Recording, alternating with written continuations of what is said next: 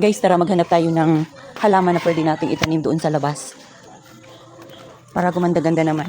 Ito na lang, Nay, kaya. Ito, Nay. Yan, yun na lang. Sige. Let's go. Bunutin natin. Ha? Oh, sige, ilayin mo lang. Okay. Let's go, guys. Doon natin itanim sa ating plant box. Open it.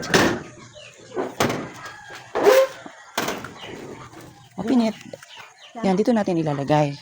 Para magkaroon naman tayo ng halaman dito. Maganda-ganda. Dito, Nay, dito, Nay. Oops, may palapat. May ano pa tayo dyan, bota. Yan, dyan, sa gitna. Hindi dyan. Yan. Dyan lang, sa gilid. Oh. Hi, Abby. Good morning. Hi ka nga dito. Good morning. Aga mo magpasok. Ang lapit ng school mo. 6:30. Nagbabaon ka? O, dyan na lang, Nay. Yan, ganyan. Tapos, kukuha tayo doon ng pala. Hala. Ay, kukunin natin siya, ano? Hindi na, ganyan na lang sa ilalim. Ay, buhuan natin? O, ano? Ilalim. Oo.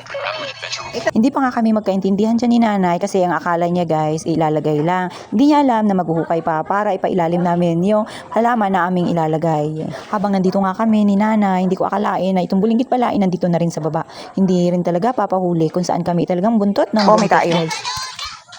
Linis na guys yung kanal namin. Tatakpan na nila yan. Siguro mga saglit na lang yan. Gagawin na naman nila para takpan. Nahirapan pa nga ako sa mga halaman na aking ilalagay dito kasi sabi ko nga kay nanay, hindi isang halaman lang ang aming mailalagay dyan, kundi dalawa. At syempre, yung pipiliin namin ay yung medyo maganda-ganda na rin na halaman. Alam naman nating karamihan na ang halaman ay isa rin sa nagpapaganda sa ating bahay at nagpapaganda, nagbibigay ng buhay sa paligid. Kaya kailangan maglagay tayo dito ng halaman, lalo pa dito sa labasan namin. Talagang tuyong-tuyo nga dito, puro lupa lang. Kaya kailangan namin taniman, tamnan ng mga halaman, hindi yung puro damo lang. Naku po, damo nga ay malulusog pagka nagsisipagtubuan dito guys, ihalaman pa ba, di ba? Naaalagaan natin. Kaya kayang-kaya nating alagaan yan pagka nandito sa labas. Ito nga si Yayam, napakakulit na talaga. Hindi na mapigilan. Gusto ko nga tulungan dyan si nanay sa paghuhukay ng butas na pagtatamna namin ng halaman. Kaya lang hindi ko magawa-gawa ng itong isang bulinggit.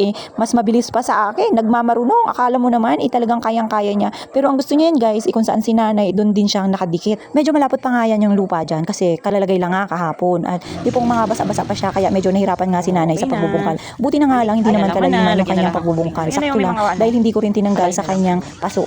Yung plastic lang ba yan siya guys na ilalagay ko lang. Kaya pwedeng isusok-sok mo lang siya doon sa butas na binungkal ni nanay. Kaya ayan, natapos din sa wakas. Maganda-ganda na tignan kahit nakatatanim lang. Iakala mo talagang matagal lang na itanim. At yan nga guys, ang ganda ng aking nailagay na mga halaman, talagang welcome. Good morning plants pala, di ba? Siya lagi yung magwi-welcome sa aking mga bisita at mag-greet ng Kunin natin good morning. Guys, para ilalagay natin doon.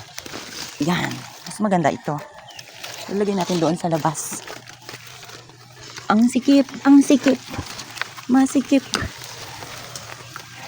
Pwede na ba yan, guys? Okay na. Hindi ka na!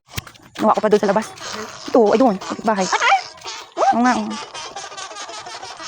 Okay, swak. Swak. Pwede na yan ay. Buhay na yan siya dyan.